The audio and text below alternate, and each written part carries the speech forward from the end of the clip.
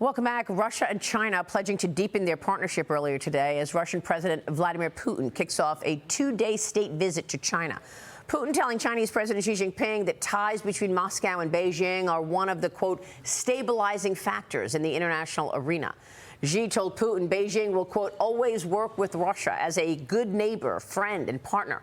The two leaders expected to hold informal talks later today on Ukraine after Putin said that he backs China's Ukraine, quote, peace plan ahead of his visit. Joining me now is Gatestone Institute senior fellow and author of The Coming Collapse of China and China is Going to War, Gordon Chang, back with us. Gordon, great to see you.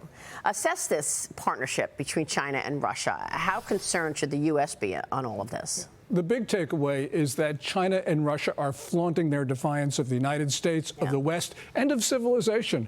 You know, and they did this, for instance, in March of last year when Xi Jinping was in Moscow.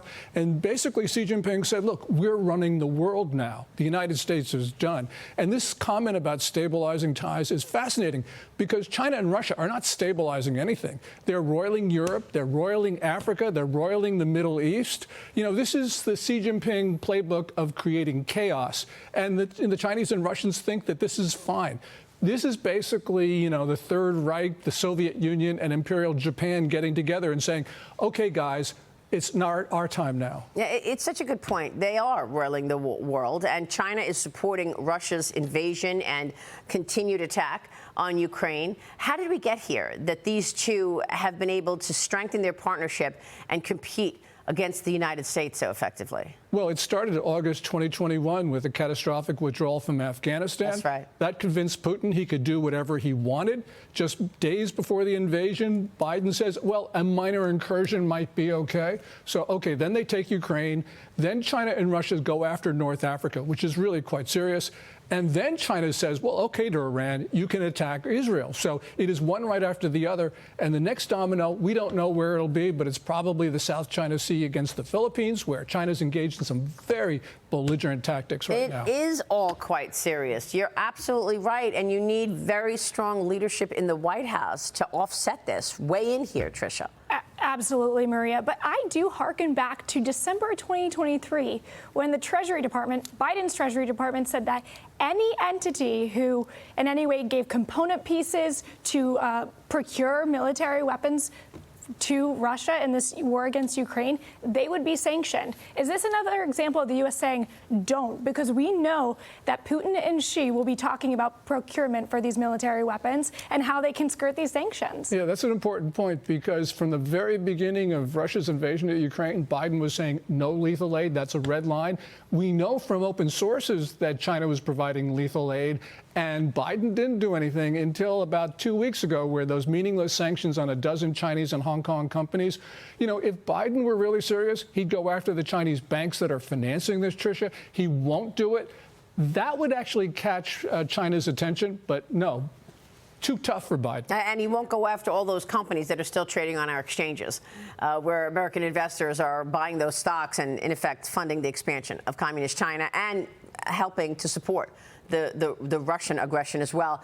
Look what JPMorgan CEO Jamie Dimon said yesterday. He says he's calling for full engagement with China. In an interview with Sky News, he said, quote, I think the American government is doing the right thing to fully engage. They're not an enemy, but they're competing. They want a different world than we want. Well, they certainly do want a different world than we want. But unfortunately, Gordon, they're also using that world on our world with surveillance of American citizens and businesses and military installations. Yeah, and there's the poisoning of Americans with fentanyl. 75,000 deaths a year from a deliberate Chinese plan to weaken the United States.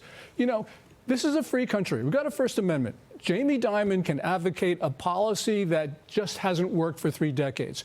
Yes, engagement sounds good to the ear. Yes, it appeals to the better instincts of the American public. But no, it's completely failed. And I think Jamie Dimon is smarter than that. Yeah, but I mean, Gordon, it's about the messages coming from the top. I spoke with Jamie Dimon back in January of this year, and it was all about, look, we're going to do whatever the law allows. Sure, maybe, you know, they're against the United States, but it's totally lawful for me to be operating in China, and I'm going to do it. Here is the chairman and CEO of JPMorgan with me earlier this year. Watch this.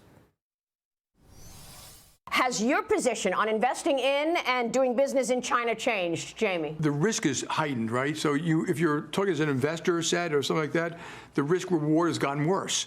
And I think that's true for most American companies. But remember, when you say investing in China, we bank, if I remember correctly, 500 multinationals around the world in China.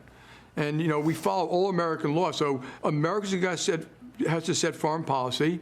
I applaud the fact that the government of America and China are talking. They should be tough negotiations around trade.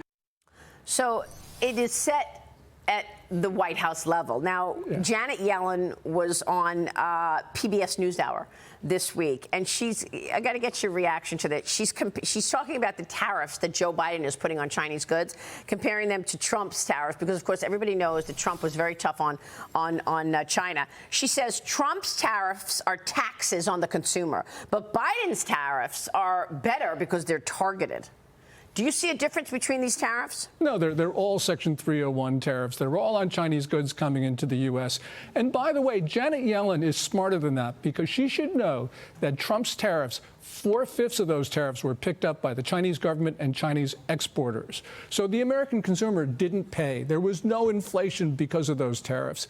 Janet Yellen should know that, but, Well, look. What can I say? It's a free country. She can say whatever she wants. She can say whatever she wants, but she's the Treasury Secretary, and this administration hasn't done anything to push back on China's behavior. And all of a sudden now, 6 months before an election, we see these tariffs, and she's trying to say that they're different than the Trump tariffs. Todd? Marie, I couldn't agree more with your assessment that it all comes from the top, and that in capitalism, we push the laws as far as we can. So no disagreement with what you said about Jamie Dimon. But I look at that and say, this is the guy at the top of the top of the top. And if he is not willing to decouple from China, what are the rest of us going to do? What are the rest of Wall Street? And don't we have sort of an obligation from a patriotic perspective to at least try to decouple to a degree? That's exactly what I said to him 2 years ago when I interviewed Jamie Dimon. I said, you can't do all of this. You're Jamie Dimon. You're the chairman and CEO of JPMorgan. You need to set the tone. But he kept going back to the law is the law, and we're going to follow the law. And that's Joe Biden needs to set the tone for business. Yeah, and that was that August 2021 interview you had with Dimon, which is really a landmark because he set that out. He is the most influential voice in the global business community. And you're right, Todd, it's got to be set from the top. But the point is, in China, we know they're committing genocide. The Biden administration has said it. The Trump administrations, both of them made formal declarations. We should not be doing with a militant state that believes the United States is an enemy, that is killing Americans with fentanyl. And by the way, they're committing genocide. I mean, just. But my worry is that, Gordon, we don't even hear the word decouple anymore. Like, that was a word we heard 3 or 4 years ago. Yeah. I haven't heard that word uttered since I literally just uttered it now. By the way, the Biden administration is now announcing plans to send an unofficial delegation to Taiwan for the inauguration of President-elect Lai. This delegation is scheduled to travel to Taipei this weekend for meetings with local officials, and they'll stay through the May 20th inauguration ceremony. I want to get your take there. Patricia, an unofficial delegation? What is an unofficial delegation? A delegation is a delegation, right? They just do this to appease Beijing, right? I mean, they just did this. All to appease Beijing. Completely. They just did this after the election, the same thing. And there was still protests from Beijing. So I think we're going to get the same consequences, the same increase in tension. So they walk on eggshells around Xi Jinping.